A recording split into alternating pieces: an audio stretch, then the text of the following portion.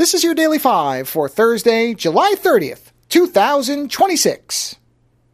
I'm going to do something a little bit different today because I'm going to try to be a voice of optimism, which is not my default mode, but I do think sometimes it is called for, and especially because I actually do believe what I'm going to say. I'm not just mimicking this, but you may remember I did a 5 where I talked about the announcement of Obsidian being attached to a Fallout game, and I said, hey, don't get too excited because we don't really know what that means.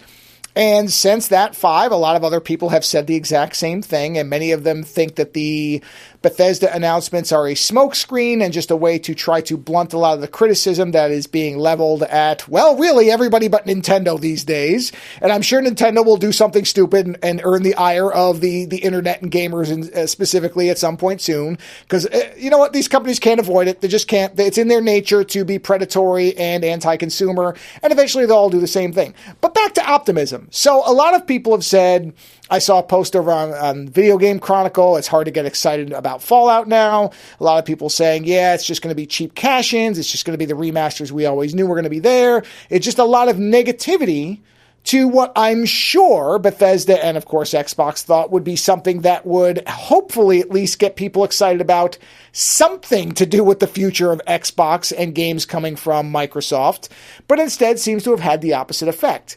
And I want to say, having done a 5 where I said, no, doesn't mean Obsidian's doing anything, and I still don't know that they are, because this could just be Fallout Shelter New Vegas edition, everybody. It's possible.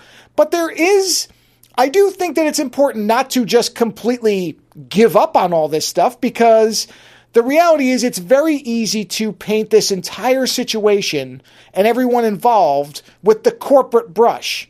And that's really not fair, because the developers at these companies, I'm sure they still want to make fun games. Most times, after a long time has passed and we start to hear from people who worked on a lot of these properties that fans were not happy with the directions that they went, say Fallout 4, Fallout 76 style, even though I don't have any problem with either of those games. I know most Fallout fans do not agree. In fact, some Fallout fans have never forgiven Bethesda for going first person with Fallout 3. So, see the 5 I did where I said, why can't you have 2 versions of these game series? But in any event, most of the time when you hear developers talk about this long after they've retired or they've left the company or they don't have NDAs in place anymore, what you inevitably find out 90+% of the time is that these were corporate decisions that took these game franchises in the wrong directions, that they were either given up on when they had something new and interesting but was going to take a while and might be a little bit more expensive because they wanted to hit some Christmas deadline for year X or whatever, or that the people who were making the final decisions on things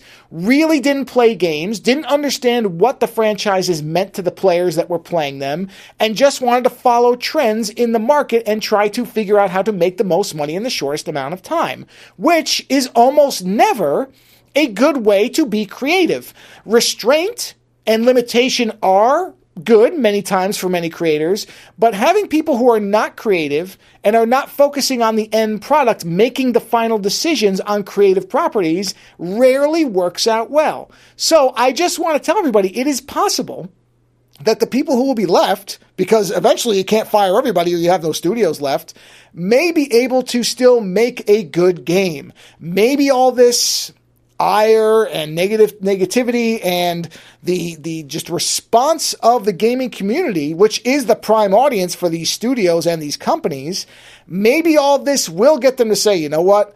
For the time being, and unfortunately it probably will be a temporary thing, we just need to stop the bleeding. So we're going to let you make something that you think the fans want, and let's just see if it works, because we've exhausted all the other options. We've laid everybody off. We have tried to squeeze the trends out of all these things, and none of it's worked. So maybe now, maybe finally, because there are no other doors left to open, that through the worst possible route, some of these corporate leaders, quote unquote around the word leaders, will actually consider just letting creative people run the show, within reason, of course. They're not going to make a $14 billion Fallout game or anything like that, but they may actually step back and say, you know what, nothing we've tried's worked, so we're going to give you a shot at this. And maybe we will get a good Fallout game from Obsidian or Obsidian Bethesda working together, whatever it is. So we should still hold some optimism, even if it is probably the smallest probability of all, because once you go fully negative, there's just nowhere else to go, and that's a rotten place to be.